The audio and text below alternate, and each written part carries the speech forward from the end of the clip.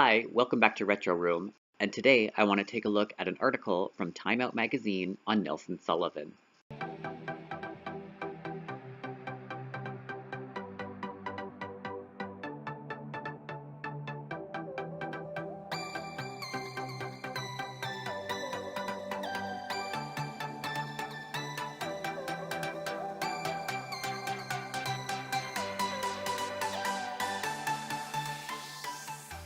So this article was shared with me by Robert Coddington, so I'd like to thank Robert for sharing this with me. It was a really good read, so I want to share some of it with you. It was written by John Sanchez and published in Time Out magazine in 2001. And some of what it has to say is, when someone makes as many home movies as Nelson Sullivan, he'd better have an incredible home, and Sullivan did. New York's booming downtown club and art scene of the 1980s, between 1982 and his passing in 1989, Sullivan shot more than 1,500 hours of tape, bringing the camera along for a handheld ride through then everyday occurrences. Mobbed openings for such graffiti art stars as Kenny Scharf and Keith Haring, riots in Tompkins Square Park, and absurdly glamorous parties thrown by up-and-comers Lee Bowery and Michael Alec. With little money and a crew of one, Sullivan assembled the most complete record of the first 4 years of Wigstock, captured early work by storied performers including John Sex and Karen Finley, and immortalized nights at long-gone clubs like Area and World. Although he was not the best-known player on the scene, he captured its frenzied, joyous spirit, succeeding where many others failed. Desperately Seeking Susan and 200 Cigarettes were pretty caricatures, but Sullivan's mammoth archive is as close as we can get to a not-so-distant past that's becoming harder and harder to recognize. This week, the tapes get their first ever New York gallery exposure with Nelson Sullivan downtown 82 to 89 at Gavin Brown's Enterprise. Like many of his cohorts and subjects, Sullivan did not outlive the 80s. He died suddenly of a heart attack at the age of 41 on July 4, 1989.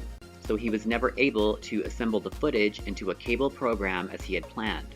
Although a look at this bygone era could have easily engulfed the viewer in feelings of loss, Sullivan's seamless, on-the-fly camera work fully captures the joys of the period. His fisheye lens and flawlessly smooth camera movements create a lo-fi cinematography that brings his scene to life.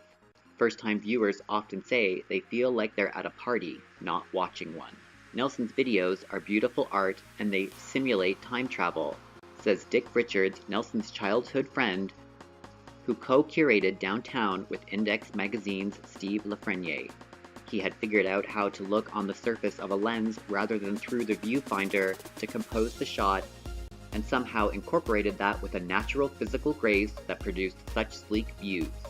Sullivan had been in search of sleek views since the 1950s when he was Dick Richards' next-door neighbor in Kershaw, North Carolina, a small town where Richards remembers visitors were greeted with road signs that read, "The Ku Klux Klan welcomes you." We were both clocked as sissies early on, which didn't make for a pleasant school experience, he says. Both Sullivan and Richards, who hosts and produces Atlanta Cable TV's The American Music Show, latched onto visions of big city glamour. Nelson and I had both read Auntie Mame by the time we were 10, Richard says, and television was full of exciting images of places like New York. After college, Nelson moved to New York, settling in the huge meatpacking district apartment he would occupy for the rest of his life. While pursuing a career as a composer and classical pianist, friends said that he had also talked about writing a Dickinson novel of underground Manhattan culture, but would never complete it. What he wasn't able to do with the pen, however, he pursued with the emerging technology of video. Sullivan's tapes cover the odd amalgamation of personalities that made up the downtown of this era, but some core characters, RuPaul, Michael Musto, Larry T., a go-go boy named Trade, Lady Bunny, and especially Lahoma Van Zant, lend their lives as storylines that anchor the spectacular images. Larry T. says that on a scene where everyone had a gimmick, the camera was the soft-spoken, normal-looking Sullivan's method of setting himself apart. This was his way of being a part of the cool people. It gave him access to the dressing rooms and everything, because all those freaks loved the camera.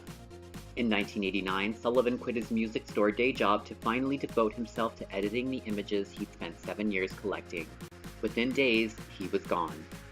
On the last evening of his life, he walked out on a Hudson River pier with his aging dog Blackout and taped the sunset, remembering a dead friend and observing Blackout's fading vitality. Sullivan's young age and the sadness of his death led to speculation that it might not have been due to natural causes. But Richards points out that a lack of health insurance had long kept Sullivan from seeing a doctor, and that one of his grandfathers had also died of a sudden heart attack at 41. Nelson's final walk on the pier makes a downbeat conclusion for the show, but overall, his body of work is a testament to hope and to New York's undying appeal to outcasts and freaks from across the country and around the world.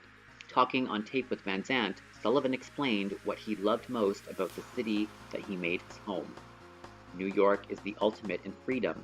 This is one of the few places in the world where you can really be free and not have to care about what other people think about you.